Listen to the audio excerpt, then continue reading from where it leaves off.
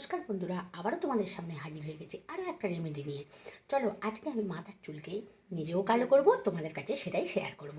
চলো, যাদের একদম ড্রাই সহ্য হয় না, মানে তোমরা ন্যাচারালভাবে চুলকে কালো করতে চাও, তারা এটা ইউজ করতে পারো। চলো, এরকম একটা ছোট্ট দেখো লোহার কড়াই আছে, আমার ছোট বাটিও বলতে পারো, কড়াই বলতে পারো, এটাই হয়ে যাবে।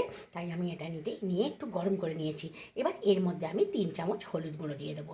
এবার কী করছি, চলো দেখো, হলুদ নিয়ে নিয়েছি। এবার গ্যাসের ফ্লেমটাকে একদম লোতে করে এটা আস্তে আস্তে যতক্ষণ না কালো হচ্ছে ততক্ষণ এরকম চালিয়ে যেতে হবে। ঠিক আছে, খুব ধীরে ধীরে করতে হবে, একটু সময় লাগবে। এটাকে হলুদটাকে কালো করে নিতে হবে।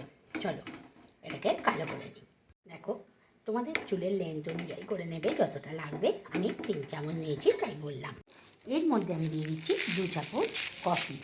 যে কোনো ভালো কোম্পানির ব্র্যান্ডেড কফি নিয়ে নেবে। ভালো কোম্পানির কফি নিলে কাজটা ভালো হবে। 2 চামচ কফি নিতে হবে। 1 চামচ দিলাম, আরও 1 চামচ কফি পাউডার দিতে হবে।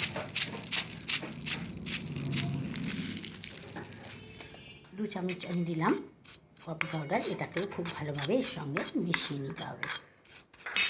কফিটা খুব ভালো করে মিশে গেছে। এবার এর মধ্যে 1 চামচ নারকেল তেল দিয়ে দেবে। 1 চামচ নারকেল তেল দিয়ে দিলাম, দিয়ে এটাকেও মিশিয়ে নিতে হবে।